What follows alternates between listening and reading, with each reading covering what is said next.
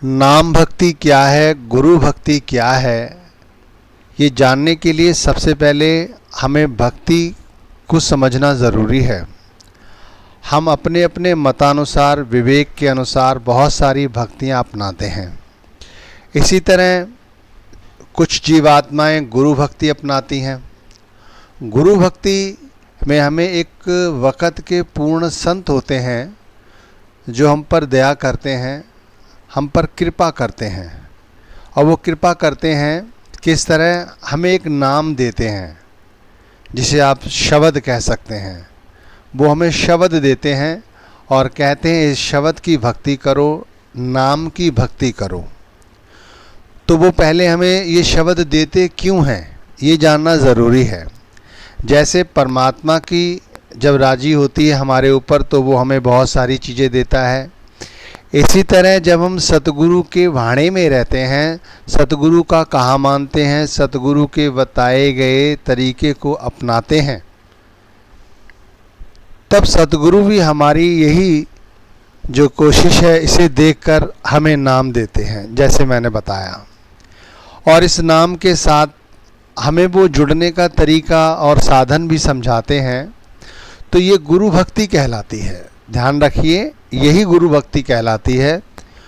बहुत से विवेकपूर्ण व्यक्ति हैं, वो सोचते हैं गुरु भक्ति का मतलब कि गुरु हमसे अपनी सेवा कराता है, अपने वस्त्रों को साफ सफाई कराता है, अपने आश्रमों की देखरेख करवाता है और बहुत सारी बातें। लेकिन ऐसा नहीं।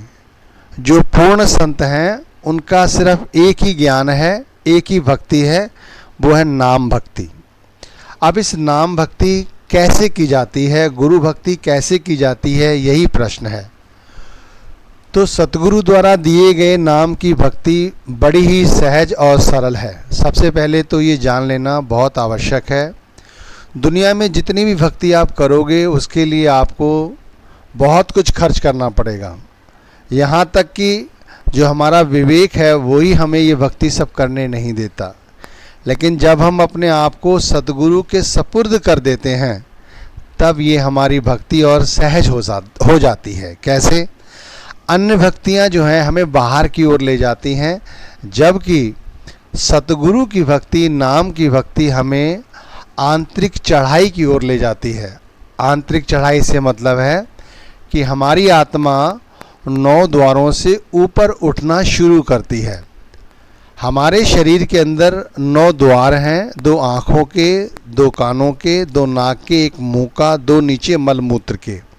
हम आमतौर पर जो भी भक्ति अपनाएंगे हम इन्हीं 9 द्वारों में फंसे रहते हैं, उलझे रहते हैं। लेकिन जब हम नाम भक्ति अपनाते हैं तो ये आंतरिक चढ़ाई की भक्ति है, ऊपर की भक्ति है। इसलिए हमें हमारे सतगुरु नाम द्वारा ऊपर की ओर खींचते हैं। कैसे खींचते हैं कि जब हम 10वें द्वार पर पहुंच जाते हैं, जब 10वीं गली में पहुंच जाते हैं, ऐसे समझिए जब हम अपनी आत्मा को लेकर 10वीं गली में पहुंच जाते हैं तो इस तरफ से तो हमारी आत्मा पहुंचती है 10वें द्वार पर, और कहते हैं उस ओर से, उस ओर यानी उस सचखंड की ओर से एक शब्द आ रहा है। उस शब्द में अनहद नाद है, अनहद प्रकाश है।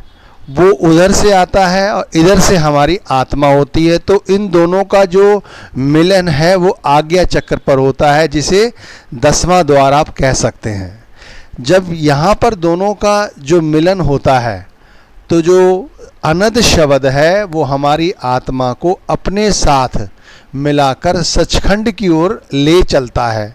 या समझने की कोशिश कीजिए बड़ी बारीकी के साथ कि हमारा जो आत्मा है उसे शब्द या अनहद नाद अपने साथ मिलाकर सचखंड की ओर ले जाने की ओर कोशिश करता है।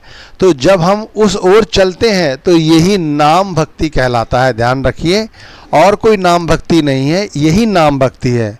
अगर कोई कहता है नामदान क्या है तो यही नामदान है। ध्यान रखिए, जहाँ पर हमारी आत्मा और परमात्मा का नाम, यानी हमारी आत्मा और परमात्मा का वो अनहद नाम जब एकत्रित हो जाते हैं, दोनों मिल जाते हैं, तब ये नामदान कहलाता है, या इसे नाम भक्ति हम कह सकते हैं। ध्यान रखिए।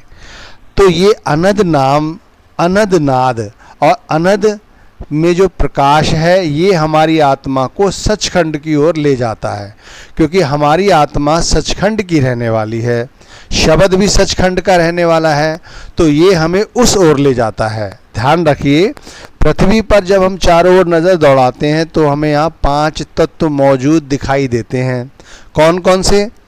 अग्नि, वायु, प्रकाश, आकाश, धरती, ये सारे 5 तत्व विद्यमान हैं। लेकिन जब हम उस लोक पहुंचते हैं तो वहाँ पर ऐसा कोई तत्व विद्यमान नहीं है। वहाँ पर तो केवल परमात्मा विराजमान है, ना वहाँ दिन है, ना वहाँ रात्रि है, ना वहाँ सुख है, ना वहाँ कोई शांति है। वहाँ तो सिर्फ परमात्मा का अपना पसारा है। तो ये नाम भक्ति कहलाती है, यही गुरु भक्ति कहलाती है। यही समझने की सबसे बड़ी हमारे को ज़रूरत है। इसे और सरल तरीके से समझने की कोशिश करें। जैसे हम जब सिमरन करने बैठते हैं तब हमारी आज्ञा चक्र पर जब हमारी आत्मा का ठहराव होता है शब्द के साथ, यानी सुषुम्ना नाड़ी इसे कह सकते हैं, जब ये यहाँ पर इकट्ठी होती है, जब यहाँ पर ये टिकती है, तो यहाँ पर एक संगम होता है, एक त्रिवेणी का उदय होता है। इस त्रिवेणी को नाम हम दे सकते हैं, कह सकते हैं इसको कि इसको हम कह सकते हैं आत्मा का इंगला, पिंगला और सुषुम्ना नाड़ी कह सकते हैं। यहाँ पर तीनों जो हमारी नाड़ियाँ हैं इनका एक संगम होता है, और इस संगम के पार ध्यान रखिए गुरु भक्ति के हमें वो नज़ारे नज़र आते हैं जिनके लिए हम दिन रात कोशिश करते हैं, भक्ति करते हैं। समझने की कोशिश कीजिए। नाम भक्ति का एक ही तात्पर्य है आंतरिक चढ़ाई, और संसार का पूरी तरह से हमने विरक्त हो जाना। संसार से विरक्त होना बड़े ऊंचे दर्जे का काम है। कहने में बड़ा सरल लगता है कि हम संसार को भूल जाएंगे, या जब हम सिमरन करते हैं संसार हमें याद नहीं आता। यदा कदा कोई विरला ही होता है जब वो सिमरन करता है उसे संसार याद नहीं आता, वरना संसार ही याद रहता है। लेकिन ध्यान रखना, जो इस त्रिवेणी के संगम को पार कर लेता है उसे जरूर ये संसार दिखाई नहीं देता, संसार की माया उसे छू नहीं पाती। हमारे अंदर देखा जाए तो 2 प्रकार की बहुत बड़ी शक्तियां हैं, एक है सुरत और दूसरी है निरत। सुरत का काम होता है सुनना और निरत का काम होता है देखना। जब हमारी आत्मा शब्द को वहाँ पर पहचान लेती है 10वें द्वार पर, तो हमारी सबसे पहली जो काम हो करती है आत्मा सुरत, वो शब्द को देखना शुरू कर देती है, शब्द को देखना शुरू कर देती है। दूसरे ही क्षण शब्द के अंदर जो आवाज़ है, धुन है, उनको सुनना शुरू कर देती हैं। अब ये आवाज़ कैसी है, ये प्रकाश कैसा है, अगर मैं अपने मुंह से इनका कितना भी वर्णन कर लूं आप सर हिला दोगे, लेकिन आपको जब तक खुद समझ नहीं आएगा, जब तक आप इसके बारे में खुद प्रैक्टिस नहीं करेंगे। इसकी प्रैक्टिस कितनी है? बहुत थोड़ी सी प्रैक्टिस है।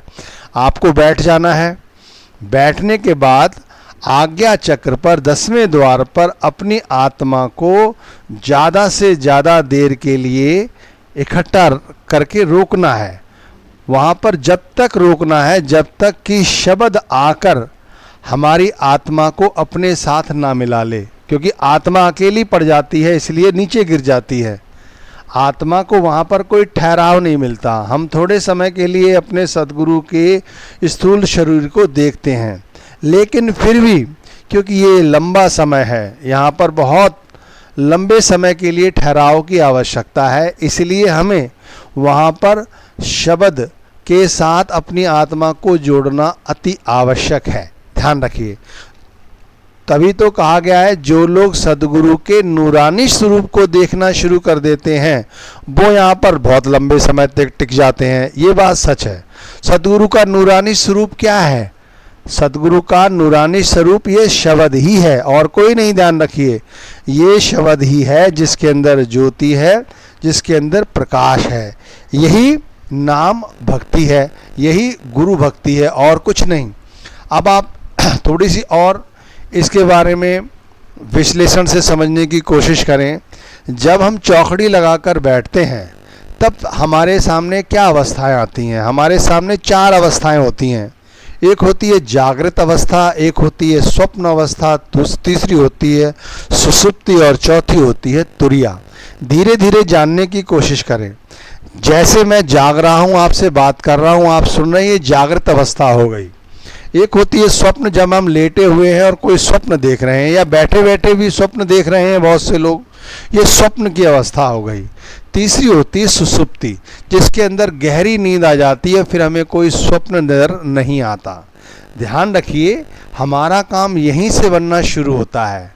जब हम ध्यान में बैठें चौकड़ी मारकर, तो हम सुषुप्ति की अवस्था में ही होने चाहिए कि हमें उस समय केवल सदगुरु का जो शब्द है उसकी धुन सुनाई दे, उसका प्रकाश दिखाई दे, और अपनी आत्मा के सिवा और कुछ नहीं।